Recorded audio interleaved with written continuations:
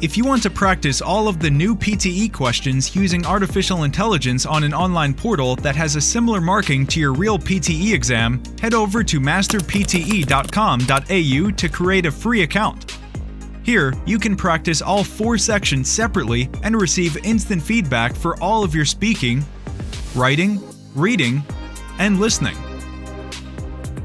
You can also view and compare your answers with others who have already succeeded in achieving a high score. Download 9090 Band's template for speaking, writing, and listening. Take mock test, receive instant result, overall feedback, and in-depth analysis which helps you pinpoint exactly where you lose points. masterpte.com.au, the best PTE practice software in the world.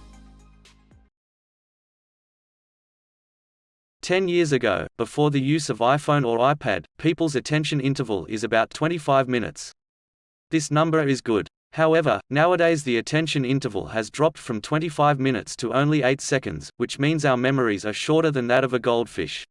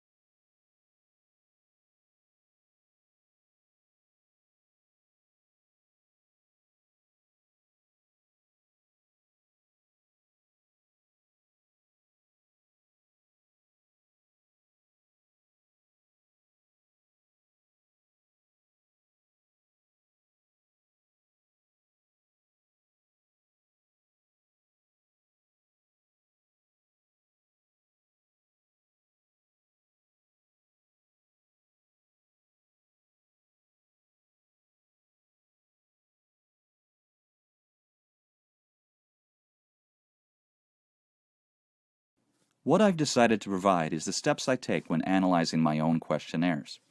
However, before I begin, it would be useful to remind you of a few terms we use when taking questionnaires. Questions can be divided into 3 types. This is sometimes called level measurement. Firstly, we have a category type questions, which are also known as nominal questions. These are when participants select from a list of categories for their response, such as male or female, or they may include ethnic origin. Secondly, we have ordinal type questions. These are similar to category questions, but instead of the categories being independent, there is some sort of order between them. If we ask people to indicate their age in categories, this is an ordinal type question. Thirdly, we have continuous questions. These are any questions that can be answered by a number. It could be an open-ended question asking participants to tell you how many times they attended lectures or how often they used a VLE, or it could involve asking them to rate the importance of intensity of some experience.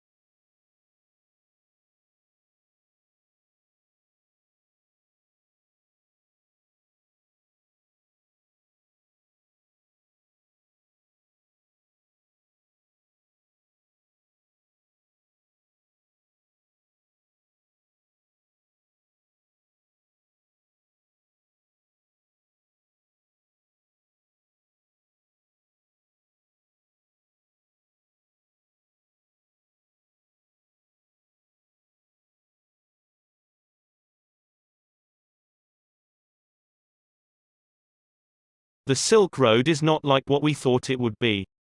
People traveled in groups to other countries through the Silk Road, exchanged things, and then came back. There were also some side groups who went to other countries such as India, which was called the Amber Route. At that time, there was also gift changing happened on the Silk Road.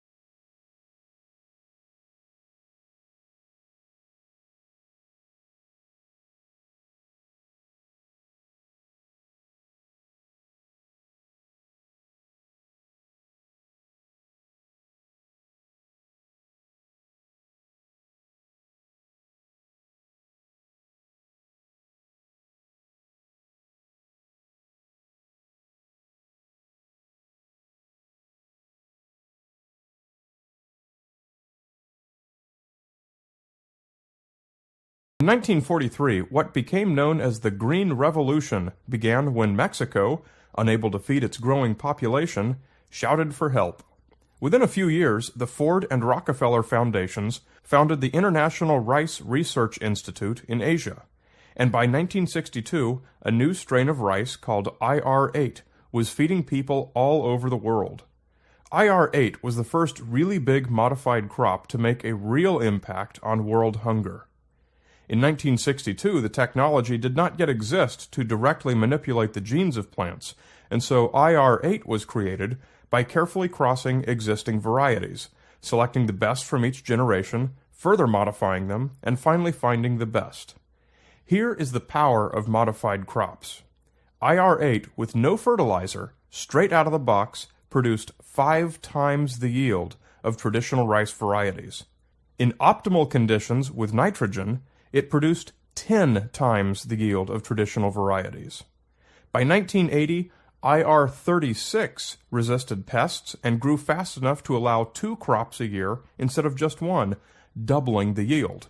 And by 1990, using more advanced genetic manipulation techniques, IR72 was outperforming even IR36. The Green Revolution saw worldwide crop yields explode from 1960 through 2000.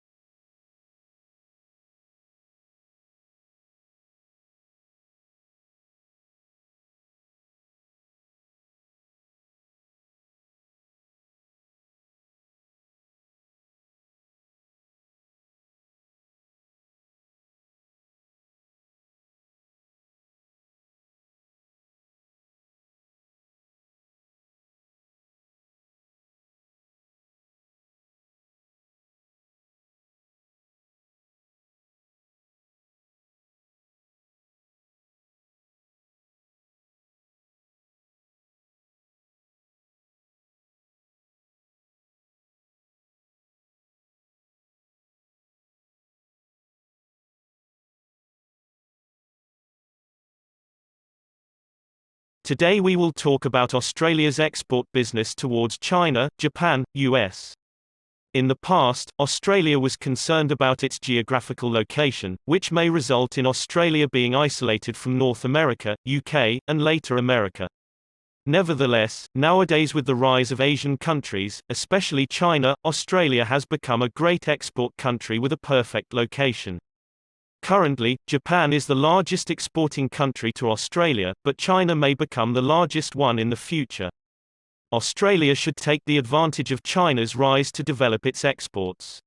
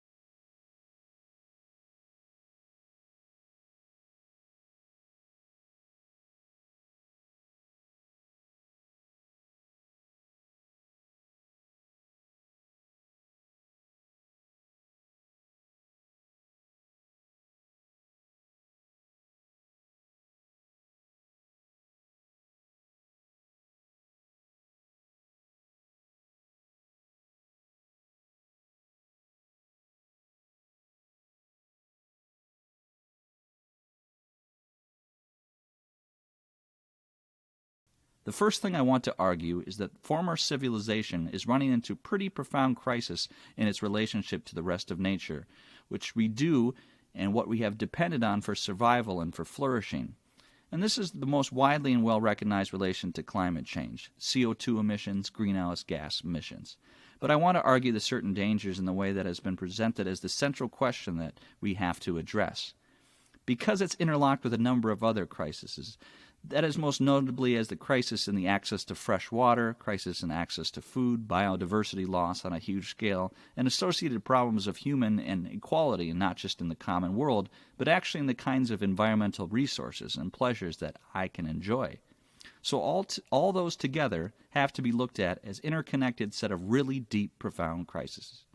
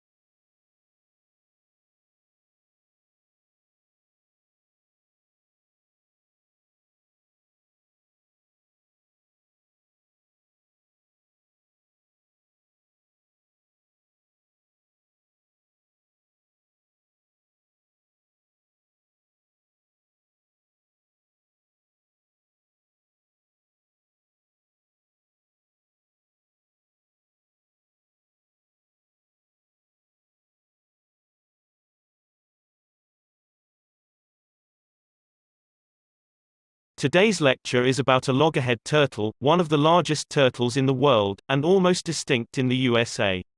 They have big heads and short necks. In September 1986, scientists put a tracker on a turtle's shell, and used satellites to track and locate the migration route of the turtle. They reach different localities in different time. The migration takes 3 months, from the South Florida to the north.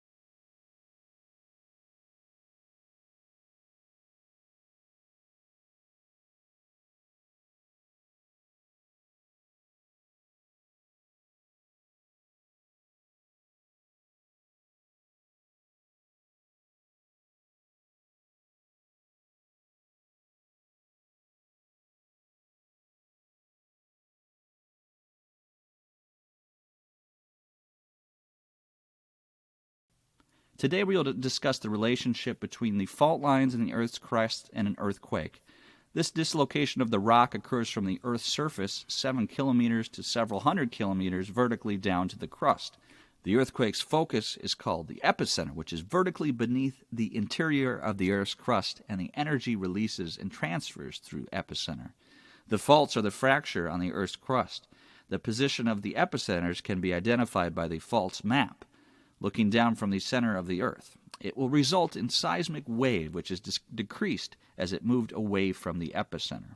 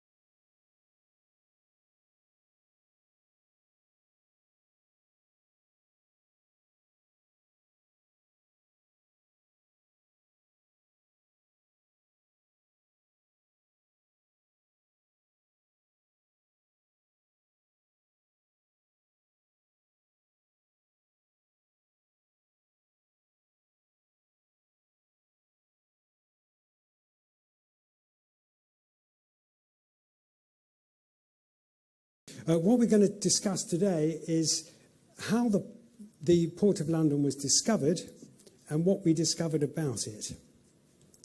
Now, if you look at the historical records of Roman London, there's only about 14 actual references to London in antiquity, i.e. contemporary references, and of those, only one is in the 1st century. There are none at all in the 2nd or 3rd century. There's only one in the late 3rd century, and there's 4 in the 4th century.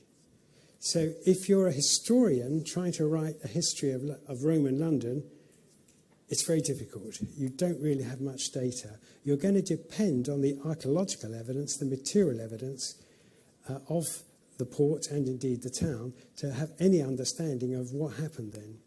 And so what we're looking at here is, how did we discover about the Port of London? There is no historical documentations, no customs books, no tariffs, no idea of the taxes. We have to understand the port entirely from the archaeological evidence. So that's what we're going to do today. So if we move on to the next slide. I love live streaming, so thank you very much.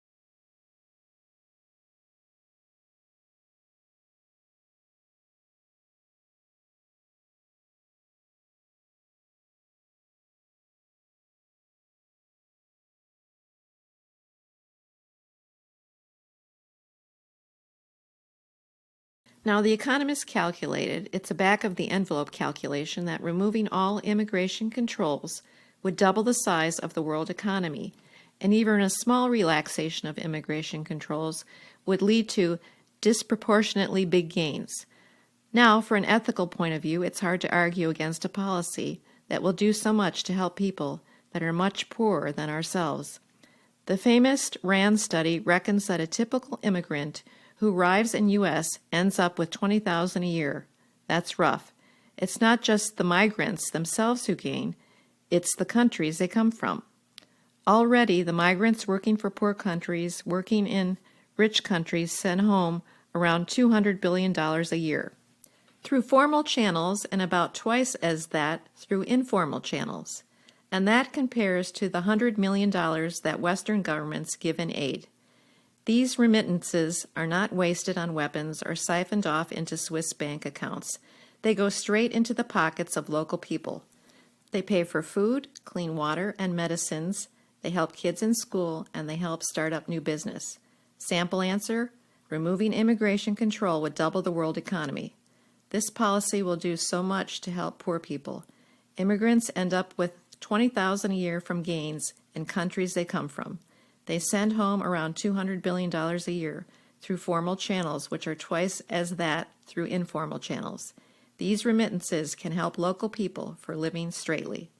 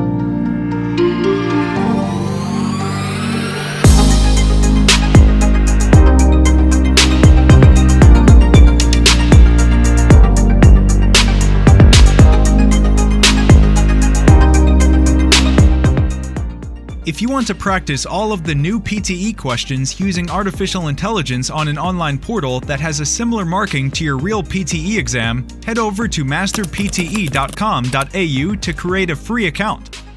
Here, you can practice all 4 sections separately and receive instant feedback for all of your speaking, writing, reading, and listening. You can also view and compare your answers with others who have already succeeded in achieving a high score. Download 9090 Band's template for speaking, writing, and listening. Take mock test, receive instant result, overall feedback, and in-depth analysis which helps you pinpoint exactly where you lose points.